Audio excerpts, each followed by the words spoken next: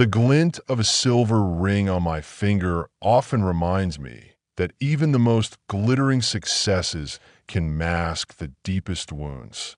My name is Leo. I'm 35, and I'm a tech entrepreneur with a net worth hovering around $300 million. On the surface, my life might seem like a fairy tale, and in many ways, it is. But even fairy tales have their dark corners, and this story is about the shadows that have been a part of my life for as long as I can remember, a past that remains seared into my memory. It all began when I was 9 years old, on a morning that felt colder than any other. The air was thick with the scent of damp earth and distant pine, and a low, gray sky hung heavy over the world. My parents abruptly took me to a small, isolated town in Washington state. I remember the journey vividly. The unnerving silence in the car, punctuated only by the hum of the tires on the asphalt and the frantic drumming of my heart. They didn't explain where we were going or why. We pulled up to a weathered old wooden house, its porch planks groaning softly under the weight of time, and I was left standing there, frozen, clutching the battered suitcase my mother had hastily pushed into my hands earlier that morning.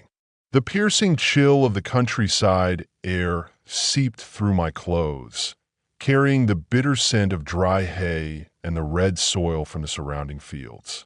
My parents rang the doorbell a couple of times, their faces tight with an unreadable tension, then turned and departed as quickly as if they were merely passing by. The rumble of their truck faded down the dirt road, leaving behind a silence that pressed in on me, heavier than any sound. They never once glanced back. Their parting words, mumbled almost as an afterthought, were brief. "We need some time to sort out our work." I wanted to believe them, clung to the hope that it was just a temporary arrangement, but a quiet, chilling voice in my head whispered, "They aren't returning, are they?" A moment later, the groaning door swung open, revealing a cavernous darkness within. My grandfather, Samuel, stood before me, a tall and formidable figure whose presence seemed to fill the entire doorway. His hands, though rough and calloused from years of farm work, were surprisingly warm as he pulled my small frame into a firm embrace. "Come on inside, son," he said, his voice low and gravelly, yet oddly soothing, like the distant hum of a steady engine. I quietly pulled my suitcase over the threshold, the old wood groaning beneath its weight, my heart feeling like a cold stone in my chest. The small house was steeped in the rich, earthy scent of time, mixed with the sharp aroma of freshly brewed coffee and the faint, comforting smell of burning logs from a hearth. He led me to a small room in the attic, where an old iron bed was draped with a thick wool blanket, and a single window looked out over a vast, empty field, stretching endlessly towards a distant horizon. That night, I lay awake staring at the ceiling, trying desperately to picture my parents' faces in the oppressive gloom, to conjure their smiles, their voices. "They'll be back, right?" But the only response was the howling wind that found its way through the window's cracks, cold and alien, mocking my fragile hope. In the weeks that followed, I moved through the house like a ghost, a silent observer in my own life. I spoke very little, smiled even less, and gave my grandfather only short, clipped answers to his questions, afraid that any more words might betray the raw ache in my chest. He never pressured me, never pushed me to speak, his patience a quiet, unwavering presence. Each morning, he would be up before dawn, the rhythmic rattle of the percolator echoing through the kitchen before he would head out to the barns, the faint scent of animal feed clinging to his clothes. I would sit silently at the old kitchen table, picking at the slightly charred toast he had prepared, the food tasteless in my mouth, feeling a profound emptiness inside. I missed my old home, the constant noise of the city, and even the frequent, heated arguments between my parents. At least there, Amidst the chaos, I had them. Here, there was only me, my grandfather, and the unnerving, pervasive quiet of the countryside, broken only by the chirping of crickets or the distant lowing of cattle. I felt utterly adrift, a small boat lost in a vast, unfamiliar ocean. One crisp autumn afternoon, I found him in the yard, his back bent over an old piece of farm machinery.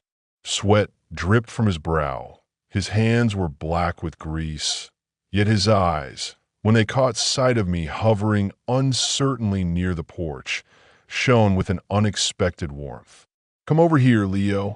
Try holding this wrench," he said, his voice gentle. I hesitated, my feet rooted to the spot, before slowly stepping forward, my small hands shaking slightly as I gripped the heavy metal tool. He patiently demonstrated how to tighten a stubborn bolt, his steady, low voice a constant source of reassurance. "You can do it. Just give it a shot. It's all about feel." I fumbled with it, clumsy and slow, my fingers slipping, but eventually, with a grunt of effort, the bolt turned and tightened into place with a satisfying click. He let out a deep, hearty laugh that echoed across the yard, a sound that chased away some of the loneliness. "Well done. You've got a talent for this, a natural hand." For the first time in what felt like an eternity, a tiny bit of the crushing weight lifted from my heart, replaced by a spark of pride. But when darkness fell, the fear would return, creeping in like a cold mist. In my dreams, I saw my parents at the end of a long, dusty road, their backs to me, looking back over their shoulders with expressions I couldn't quite decipher. I would scream and run towards them, my legs heavy, but they would always dissolve like smoke just as I reached out. I'd wake up in a jolt, my shirt soaked with sweat, the silent darkness of the room pressing in, wondering in the dark who I truly was. A child who was thrown away? A burden on my grandfather? I desperately wanted to ask him if he really wanted me there, if I was truly welcome, but I was too afraid of the answer, afraid that he was just tolerating me out of some sense of obligation. Time wore on, each day blurring into the next, and I slowly, almost imperceptibly, adapted to the rhythm of life on the farm. My grandfather never brought up my parents, never forced the conversation I dreaded. Instead, he always found small, subtle ways to pull me from my dark moods, from the self-pity that threatened to consume me. He assigned me small chores each day, feeding the noisy chickens, gathering warm eggs from beneath clucking hens, or helping him mend the rickety fence lines that crisscross the property. "Work builds character, Leo," he would say, his eyes firm but kind, his voice implying a deeper meaning I couldn't yet grasp. I didn't fully understand his words then, but I did the work because, more than anything, I wanted to make him proud, to earn his quiet approval. One day, he led me to an old, dusty shed behind the house, a place I had always been curious about but never dared to enter. It was cluttered with what looked like ancient farm machinery, a chaotic array of tools, and, surprisingly, stacks of gleaming, dusty circuit boards. "This is where I used to invent things," he explained, gesturing to a corner of the workbench covered in wires, resistors, and flickering LEDs. His eyes held a faraway look as he told me about his youth as an engineer, a time before the farm, when he built things that others deemed impossible, intricate machines that solved complex problems. "You could do it too, if you want," he added, turning to me, a hopeful glint in his eye. I looked at him skeptically. I was just a 9-year-old kid. What could I possibly know about engineering? My mind felt too jumbled, too full of sadness to even begin. But he was persistent, his belief in me unwavering. He started with the basics, patiently demonstrating how to connect wires, how to wield a hot soldering iron with a steady hand, and how to decipher the cryptic symbols on schematic diagrams. I was clumsy and made countless mistakes, burning my fingers, connecting wires incorrectly, but he never lost his patience, never raised his voice. When you make a mistake, you fix it, Leo. Nobody is perfect from a start. That's how you learn. His words were like a cool balm on the constant ache inside me, slowly, steadily, healing something I didn't even know was broken. I began to look forward to our afternoons in the shed, with just the two of us and the pungent, comforting smell of melting solder. One evening, as we were packing up our tools, he finally spoke about my parents, offering only a few brief, carefully chosen sentences. They have their own journey, Leo, a path they chose, but you're not them. You are you, and you are here, and you belong. I wanted to ask why they left me, to demand an explanation for the gaping hole in my heart, but I didn't have the courage. I was afraid the truth, if it was any harsher than what I imagined, would break me entirely. Instead, I just nodded, taking the flashlight he handed me to help him finish connecting a small, intricate circuit. When the tiny LED flickered to life, casting a warm, steady glow in the dim shed, I felt a surge of something akin to joy. I smiled for the first time in months, a genuine, unforced smile. He patted my shoulder, his rough hand surprisingly gentle. See, you can do it. You have a knack for it. When I was 12, he signed me up for a robotics club at the nearby high school. I was the youngest member by far, dwarfed by the older students who seemed so confident and knowledgeable, and absolutely terrified of embarrassing myself. But he encouraged me, his words echoing in my mind. Just try, Leo. You're not any less than anyone else. Your mind is sharp. I brought home a cardboard box filled with circuit boards, gears, and wires, and spent countless hours in the shed, assembling and programming, often late into the night.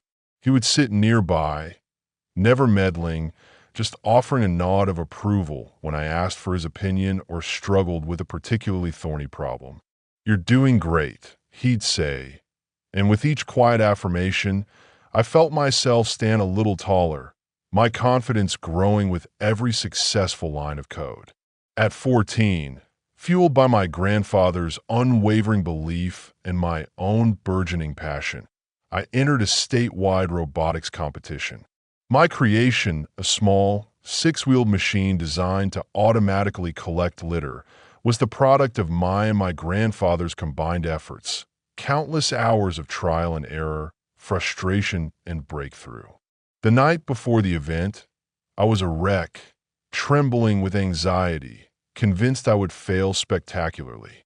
He sat with me at the old kitchen table, making our usual hot chocolate, its comforting warmth doing little to calm my churning stomach. You've already done the hard work, Leo. You've poured your heart into it. The result doesn't matter, not truly. What's important is that you never gave up, that you kept trying even when it was hard. I looked at him, this man with silver hair and a gentle smile, and knew I couldn't disappoint him. On the day of the competition, I stood in the bustling hall, the air thick with nervous energy and the hum of countless machines, my heart racing like a hummingbird's.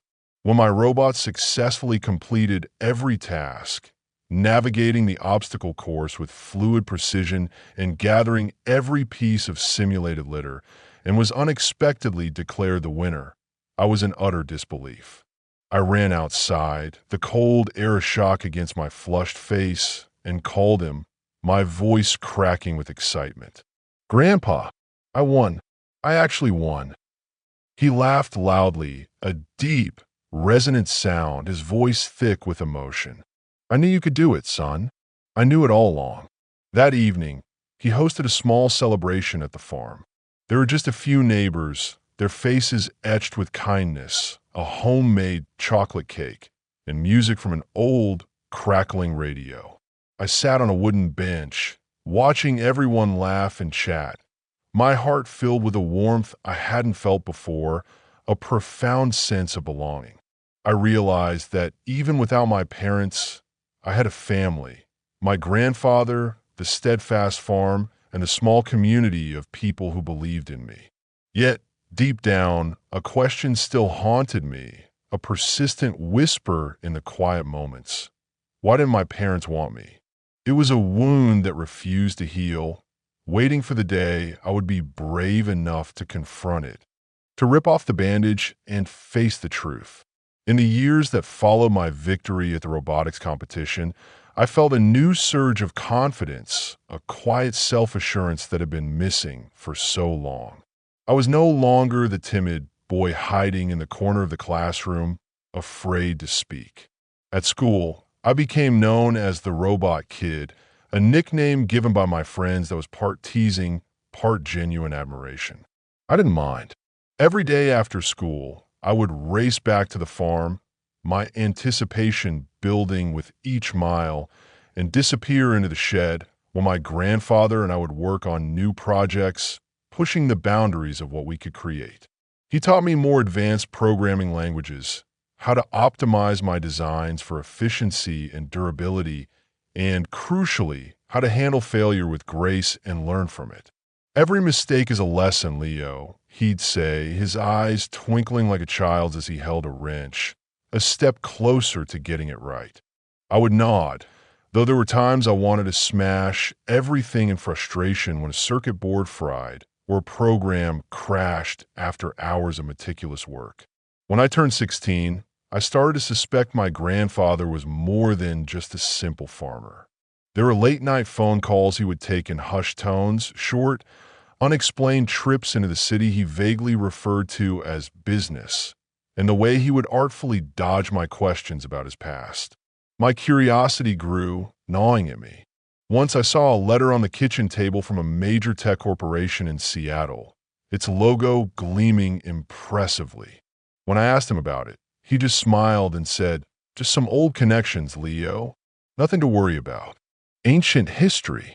I didn't push him, but I knew, with a teenager's certainty, that there was something he wasn't telling me, a hidden layer to his life. Those years were a strange blend of profound happiness and an underlying anxiety. I cherished life on the farm, the early morning horseback rides with him across the dewy fields, the smell of wood smoke from the fireplace on chilly evenings.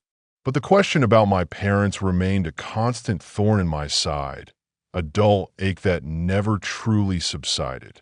I try not to dwell on them, to bury the pain, but whenever I saw a family in town, parents driving their children to school, laughing together over ice cream, a hollow feeling would settle in my chest. I wondered where they were, what they were doing, and why they had never once called or written, not even a birthday card. My grandfather seemed to sense my inner turmoil, the unspoken grief. He never forced me to talk about it, but he always made sure I was busy, as if he knew that work, creation, and purpose were the best remedies for a troubled heart. At 17, I took on my most ambitious project yet, building a sophisticated robotic arm designed to assist people with severe physical disabilities. It was his idea, born from a news report we'd seen together about a young man struggling with daily tasks. "Make something that genuinely helps people, Leo," he said one afternoon as we sat on the porch, watching a spectacular sunset paint the sky in fiery hues of orange and purple. "Your talent is meant to change lives, to leave a mark for good." I dedicated nearly a year to the project, often skipping social events with friends, my room and the shed becoming my entire world. He was my biggest supporter, not just with encouragement, but by helping me find obscure research materials and even connecting me with a renowned biomechanical engineer in Seattle for expert advice. When the robotic arm was finally finished, its articulated fingers moving with incredible dexterity, it was more than just a machine. It was a testament to everything we had built together, a tangible expression of our shared purpose. That project earned me a coveted spot at a national science fair in Chicago. For the first time, I left Washington State, stepping onto a bustling convention floor among hundreds of competitors from all over the country, feeling incredibly small and overwhelmed. But as I gave my presentation, watching the robotic arm move with fluid precision, demonstrating its capabilities, I saw my grandfather's proud expression from the audience, his eyes crinkling at the corners. I won second place, not first like before, but he still hugged me tightly, whispering, "You've made me so proud, son." Beyond words, on the long drive home, exhausted but content, I fell asleep in the car, my head resting on his shoulder, feeling safer and more secure than I ever had before. Then came my 18th birthday.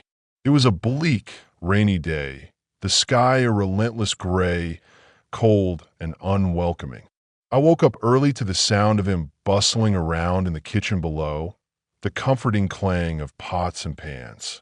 The scent of freshly baked cookies filled the air, mingling with an old, jazzy tune playing softly on the radio.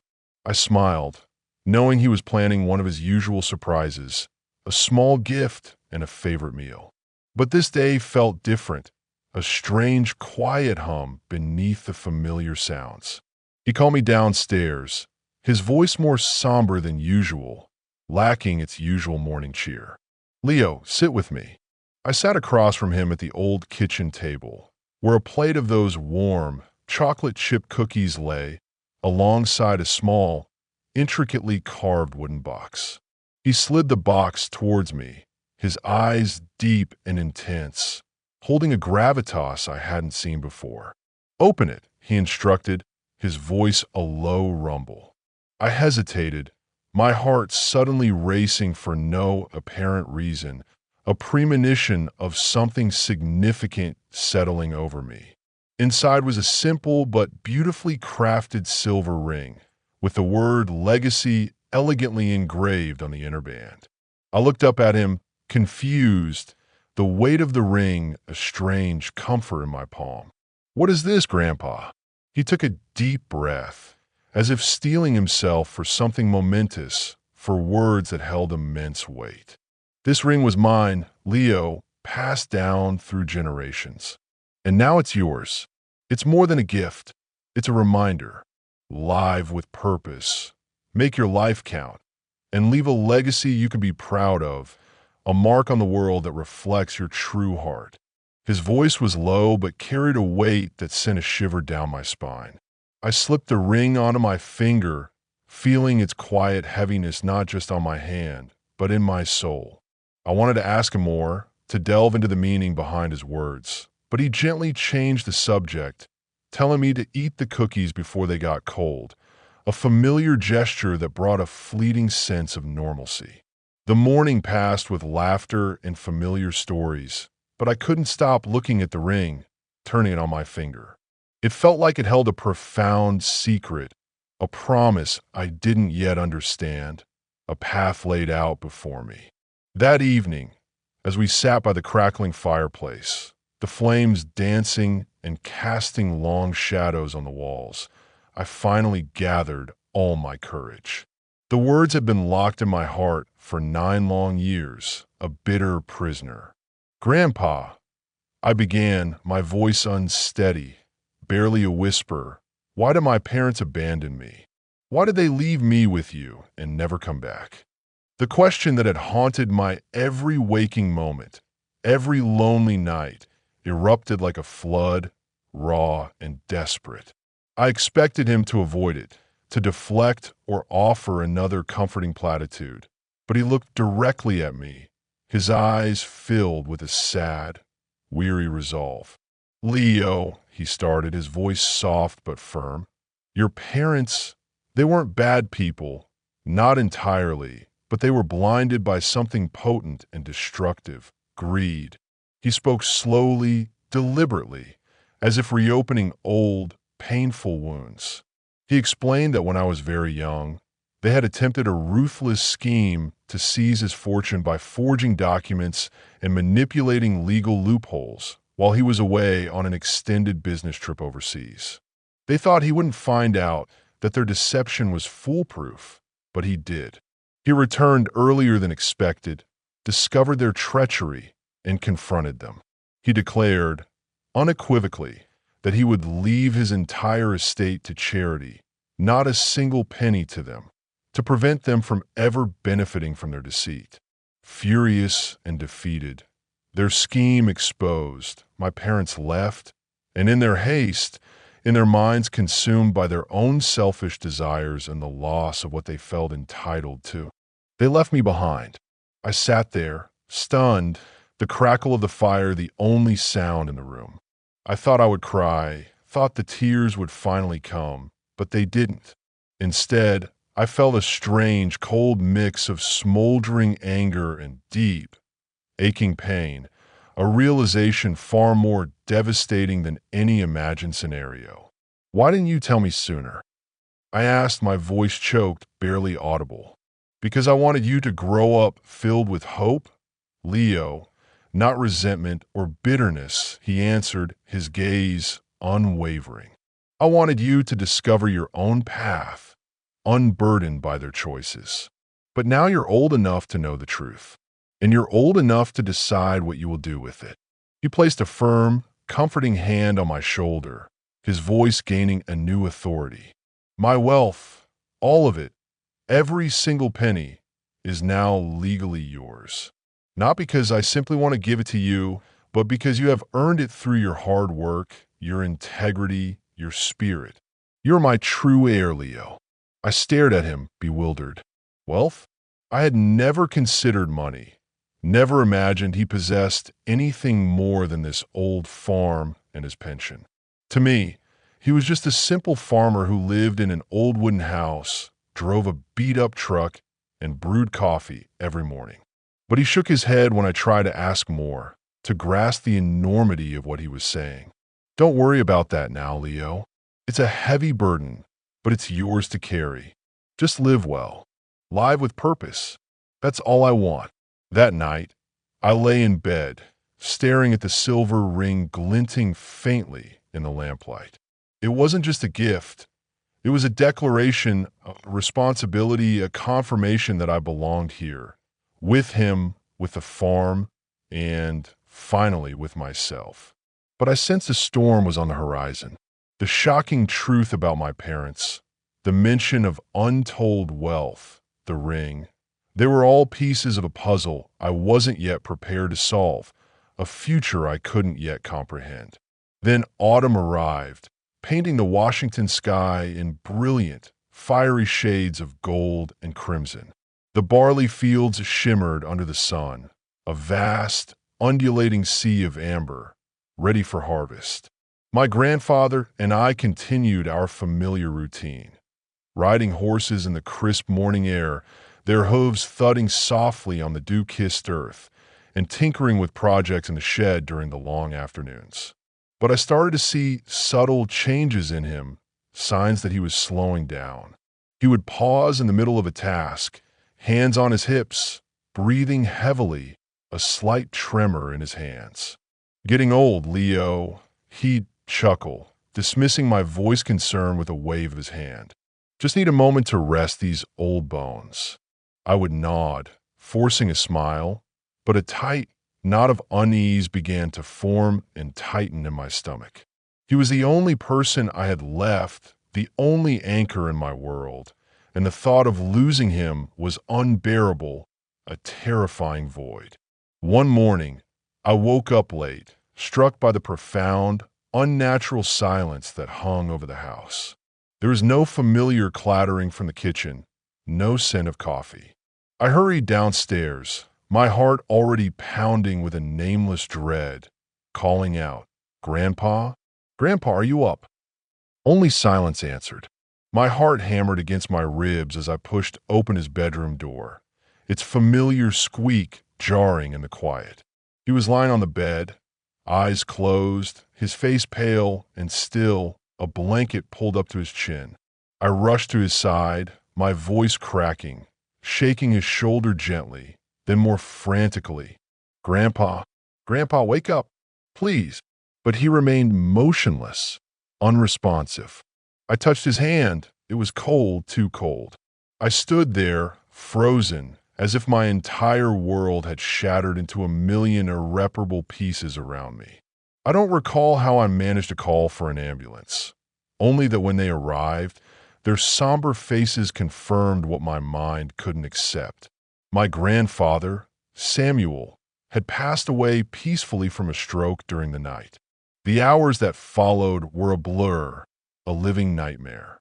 I sat in the living room, clutching the silver ring he had given me, its cool metal a strange comfort against my hot skin, listening to the muffled sounds of people coming and going, their hushed voices like a distant echo. Neighbors stopped by, their eyes filled with sympathy, each sharing a story about him. How he had fixed their tractors for free, lent them money during tough times, or offered a word of wisdom. I listened, my mind numb, but I couldn't speak, couldn't utter a single coherent word. My mind was empty, replaying a single, desperate question. Why, Grandpa? Why did you have to leave me? The funeral was held at the small town church where he had taken me every Sunday, the same wooden pews where I'd squirmed as a child.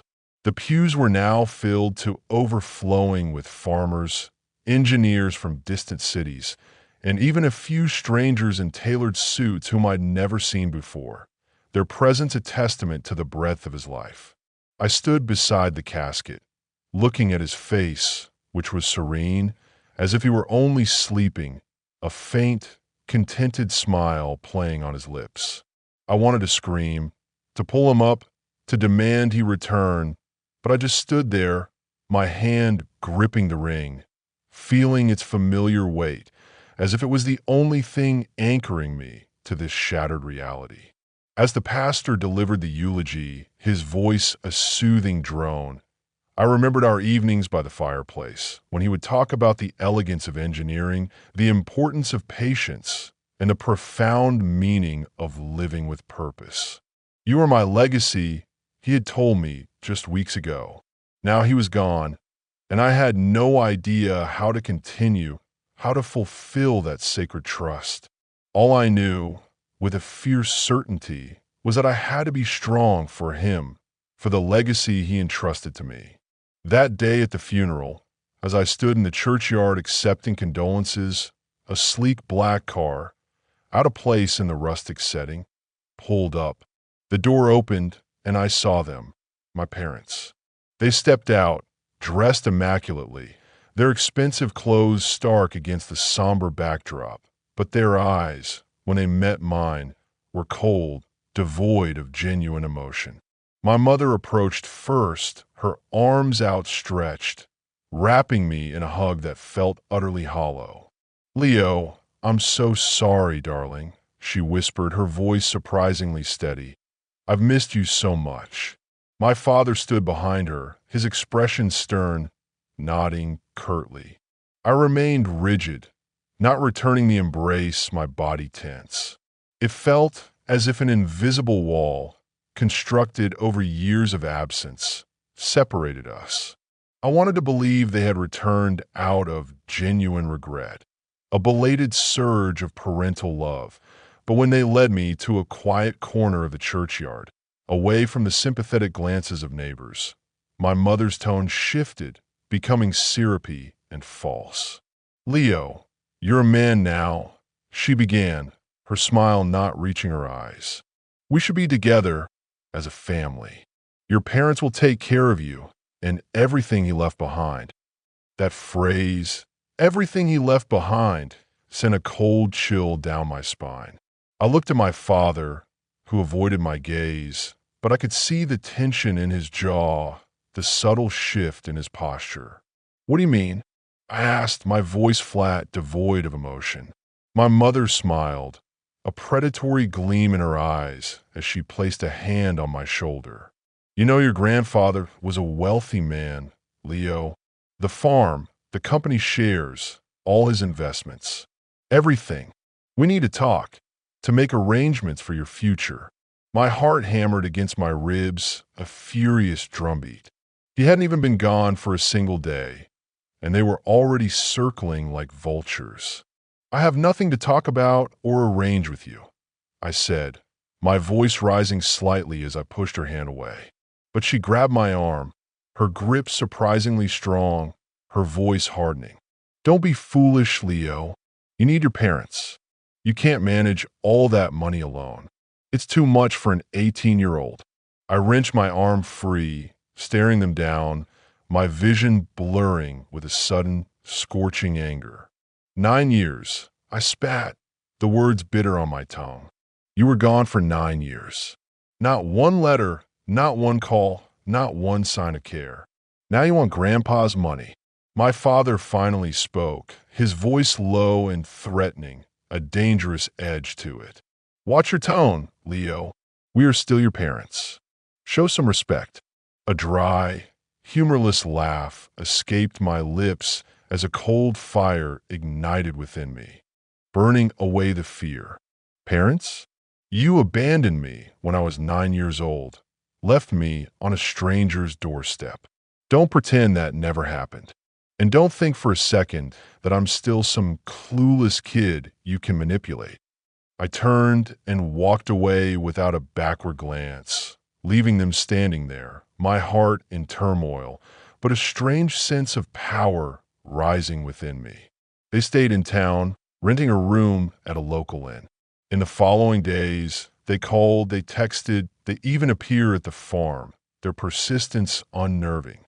Each time I saw them, I heard my grandfather's words echoing in my mind. They were blinded by greed. I knew with absolute certainty that they hadn't returned for me. They were after his wealth, a concept I hadn't even begun to process, let alone manage. But I was also afraid. I was just an 18-year-old kid. How could I possibly stand up to them? Two adults who seemed so powerful and ruthless. A week after the funeral, I was summoned to a lawyer's office in Seattle, a sleek, modern building that felt a million miles away from the quiet farm. Ms. Evelyn Reed, my grandfather's attorney, greeted me in a glass-walled room with a breathtaking view of Lake Union, its waters shimmering under the gray sky. She was a woman in her 50s, her silver hair pulled back in a neat bun, and eyes that were both sharp and remarkably kind, instilling a sense of trust. "Leo," she said, offering me a glass of water, her voice calm and reassuring. "Are you ready?" I nodded, though my heart was pounding like a drum against my ribs. My parents were already there too, seated across from me at the polished conference table, their faces composed but exchanging furtive, excited glances, as if in anticipation of a grand prize. Ms. Reed opened a thick folder and began to read the will. Her voice was steady, professional, but each sentence landed like a physical blow. My grandfather had left me everything. The farm, shares in a tech company worth tens of millions, and other diversified investments, totaling over $100 million. I sat there, stunned, unable to process the sheer enormity of the number. I had never imagined he was so wealthy, had never seen any indication of it. To me, he was just a man in a flannel shirt who drove an old truck and brewed coffee every morning. My mother let out a small, triumphant laugh, a sound that grated on my ears, as if she couldn't contain her joy, her eyes already calculating. "That's wonderful, Leo. We'll help you manage it, of course." But Ms. Reed held up a hand, cutting her off with a decisive gesture. "I'm sorry, Mrs. Grant, but the will is explicit. Leo is legally an adult and the sole heir. There are no provisions for guardianship by either of you." Mr. Samuel Grant was very clear on this point. My father slammed his hand on the table, the sharp crack echoing in the quiet room, his voice booming. "What is this absurdity? We are his parents. We have a right." Ms. Reed remained utterly unflustered, her composure unwavering. She retrieved a small, sleek scanner from a wooden box. Mr. Grant requested a scan of the ring, specifically to verify the heir's identity. I held out my trembling hand, the silver ring glinting brightly under the office lights. She scanned it, and a green code flashed on a small screen, followed by voice confirmation. A perfect match, she confirmed, her gaze meeting mine. This ring is the key. Mr. Grant encoded it to ensure only you, Leo, could receive the inheritance. My mother's face went from triumphant to stark white, and my father shouted, "A ring?" The old man was crazy. "This is preposterous." But Ms. Reed didn't even flinch. She produced another document, her voice turning icy, cutting through the tension like a knife.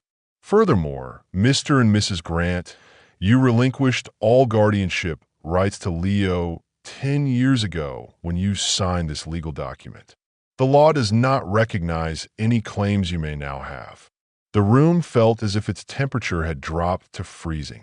I looked at my parents, and for the first time, I saw pure, unadulterated anger and panic in their eyes, the mask of false concern finally slipping. My mother tried to speak, but only managed to stammer unintelligibly. My father stood up, pointing a trembling finger at me. "You will regret this, Leo. You have no idea what you're doing. This is a mistake." I didn't answer, just tightened my grip on the ring, feeling its solid, protective weight. It wasn't just a gift. It was a shield my grandfather had painstakingly created, left to protect me from the very people who had discarded me so carelessly. As they stormed out of the room, their faces contorted with rage, Ms. Reed placed a comforting hand on my shoulder. "Are you all right, Leo?"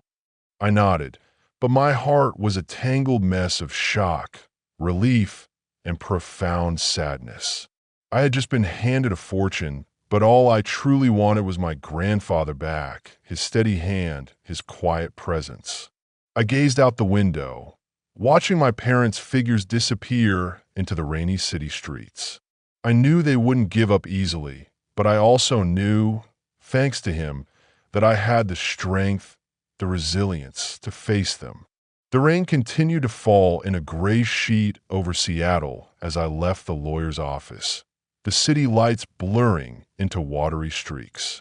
The silver ring on my finger felt impossibly heavy, as if it carried the weight of the entire world my grandfather had bequeathed to me, a legacy I was still struggling to comprehend. I drove his old, familiar truck back to the farm, the worn steering wheel warm beneath my hands, my mind a storm of thoughts. $100 million. The number echoed in my head, not as a source of joy, but as an immense, crushing pressure. I had never cared about money. To me, he was simply the man who taught me how to fix engines, how to ride horses through open fields, and, most importantly, how to live with integrity and purpose. Now, I was in possession of a fortune that my parents would stop at nothing to claim. They didn't wait long to make their next move. 2 days later, while I was out mending a fence in the west pasture, the biting wind whipping my hair, a sleek black car pulled up to the farm gate, starkly out of place against the rustic backdrop. My father emerged, dressed in a sharp business suit, though his expensive shoes were already caked with mud from the short walk up the path. My mother followed, her smile looking painfully forced, a caricature of warmth. "Leo," she called out, her voice dripping with false sweetness. "We need to talk." I crossed my arms, leaning against the fence post, staring them down, my resolve hardening. "Talk about what?" I thought I made myself clear in Seattle. My father stepped forward, his eyes as sharp and cold as daggers. "Don't be a fool, Leo. You don't have the first clue how to manage that kind of money. You'll be swindled. You need us, or you'll lose it all." A dry, bitter laugh escaped me as a familiar surge of anger, hot and righteous, filled my chest. "Lose everything? The way you lost me 10 years ago? Is that your expert advice?" My mother interjected, her voice trembling dramatically as if she were about to burst into tears. "We made a mistake, Leo. A terrible mistake. But we're your family. You can't turn your back on your own parents." I looked her straight in the eyes, seeing the deceit as clear as day. a thin veil over their true intentions. Family, I scoffed. A family doesn't abandon a 9-year-old child for greed. You came back for Grandpa's fortune, not for me. Don't insult my intelligence. The air grew thick with tension. My father clenched his fists, his jaw tight, his voice dropping to a menacing growl. Watch your mouth, Leo. We could go to the media, tell them you manipulated your grandfather into leaving you everything, accuse you of throwing your poor, aging parents out on the street. Do you want this entire town to turn on you?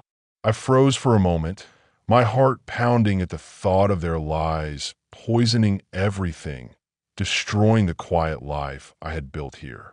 But then I remembered my grandfather, the feel of the ring on my finger, and his quiet, powerful lesson. Don't let anyone make you doubt who you are. Stand firm in your truth. I took a deep breath, letting the fear dissipate, and stepped closer to my father, meeting his glare with newfound courage. You want to tell stories? Fine. Tell them how you tried to forge documents to steal from Grandpa. Tell them how you left me here at 9 years old and didn't make a single call, send one letter for a decade.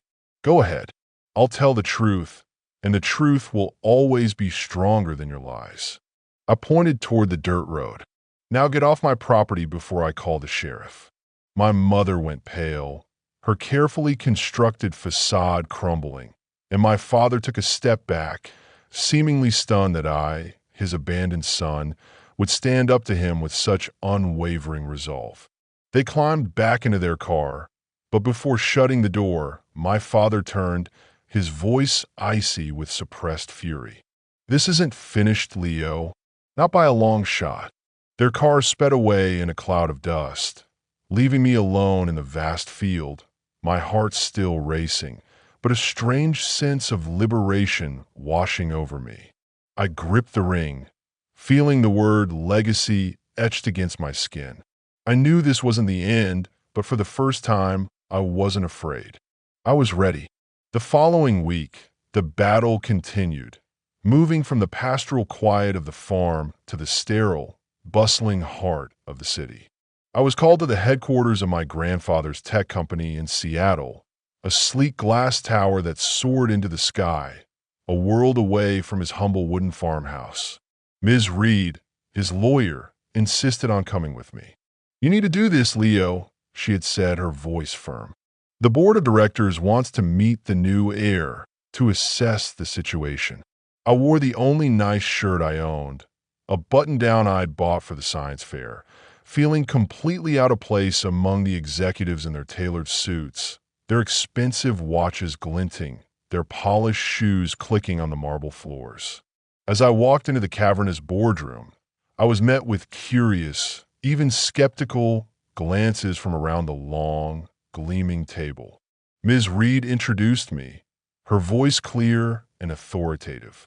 This is Leo Grant, the sole heir to Mr. Samuel Grant's controlling shares in this company.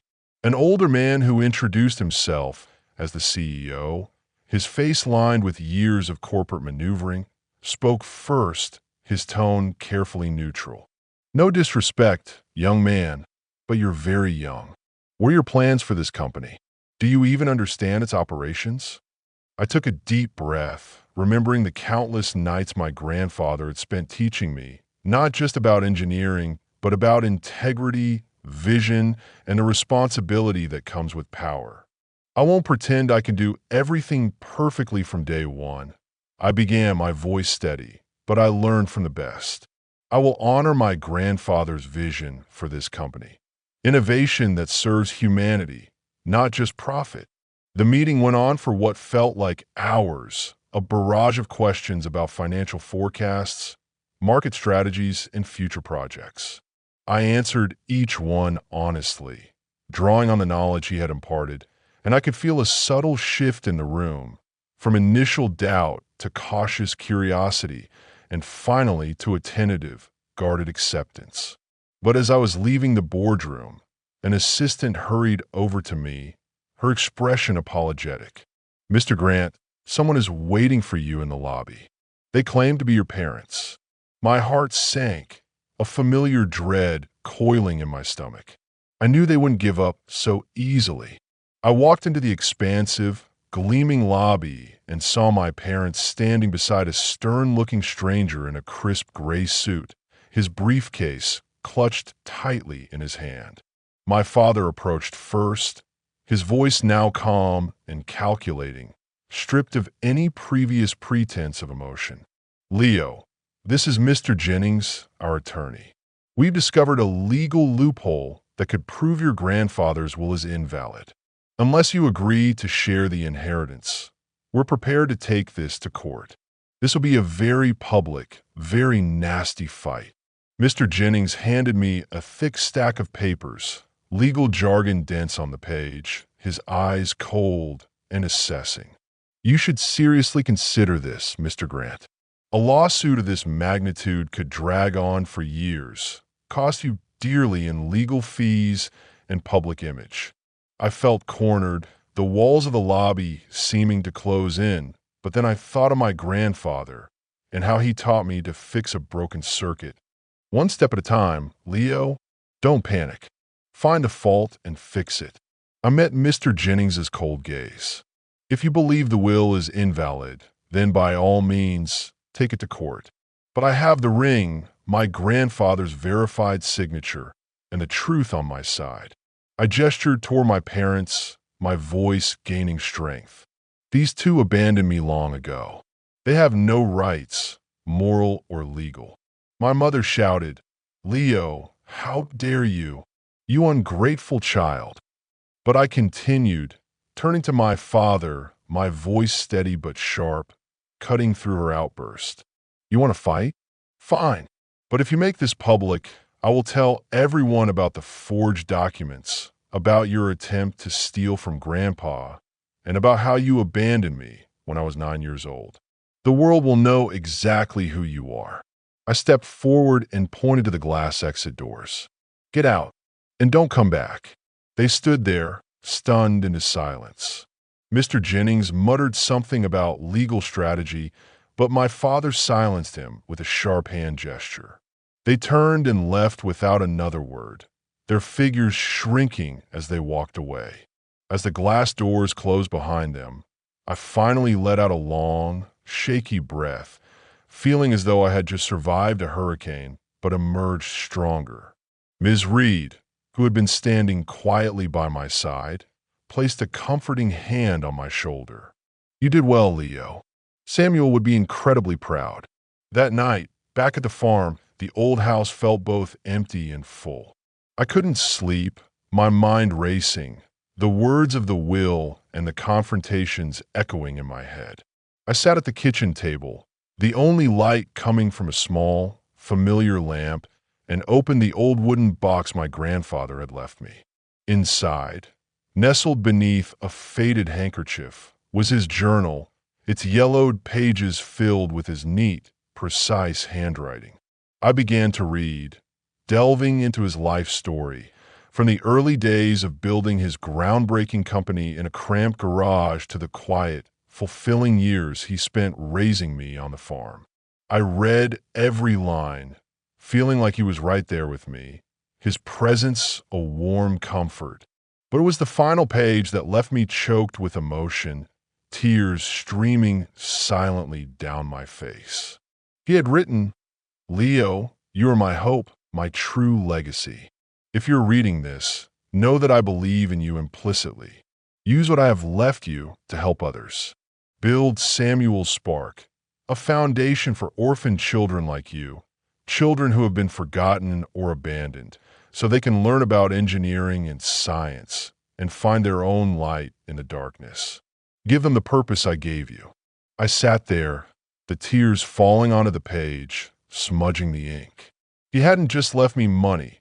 He had left me a profound, living purpose, a way to heal my own past by helping others.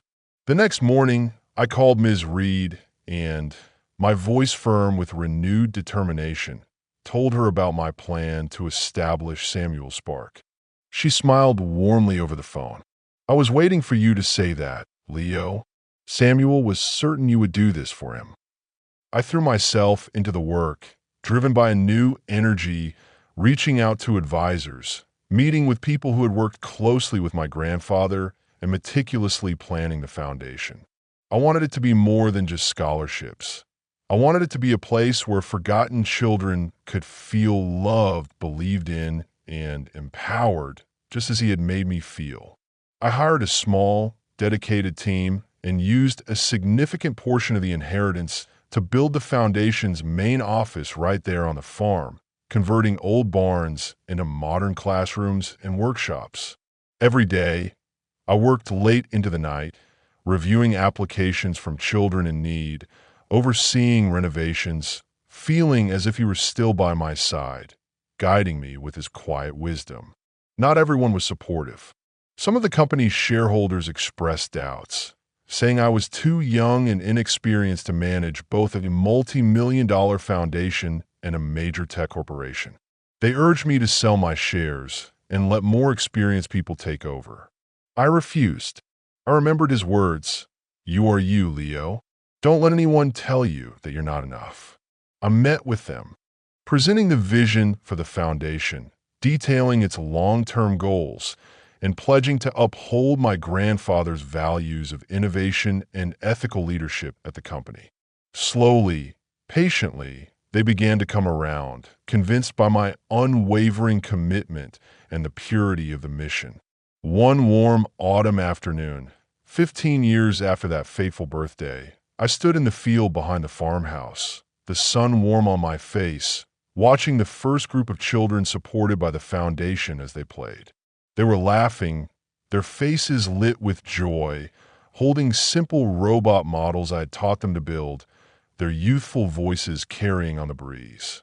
I clutched the silver ring, feeling the word legacy etched against my skin, a constant, comforting reminder. I wasn't just continuing his legacy. I was building my own, brick by brick, innovation by innovation, heart by heart.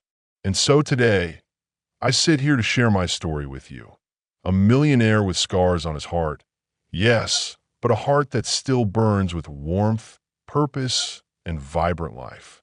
Samuel Spark has been operating for over 15 years, its reach expanding far beyond the Washington state borders. What started as an idea scribbled in his journal has become a beacon of hope for thousands of orphaned and underprivileged children across the nation. We have built schools, funded scholarships, and opened cutting-edge engineering programs where kids can dare to dream big, regardless of their past. I can still vividly see the face of the first girl who received a scholarship, her eyes shining with wonder as she assembled her first simple robot, her small hands trembling with excitement. Today, she is the chief engineer at our company, one of the many brilliant minds nurtured and empowered by Samuel Spark. They haven't just overcome their difficult pasts. They're actively changing the world, one circuit and one innovation at a time. My grandfather's tech company, now under my stewardship, continues to honor his promise. Innovation for the greater good, for the betterment of society. Young engineers, many of them once orphans like me, now sit in our boardrooms, pitching ideas that leave me in awe, their youthful enthusiasm contagious. Every time I look at them, I see a glimmer of him, his kind smile, his trusting eyes, his unshakable belief in the potential of others. I still drive his old truck and live a simple life on the farm, often found in the shed tinkering with new designs, even though I could afford anything I wanted. But to me, wealth isn't about money or possessions. It's about the children finding their light, finding their purpose. It's about the profound, unbreakable legacy he and I built together, a legacy not of dollars, but of lives transformed. I run my fingers over the silver ring, the word legacy still sharp and clear after all these years. It reminds me that no matter how painful the past, I chose to rise, to love, and to carry on his light. And in the not-so-distant future, when he is ready, I will pass this very ring to my own son, sharing not just a piece of metal, but a story, a purpose, a belief in the enduring power of legacy.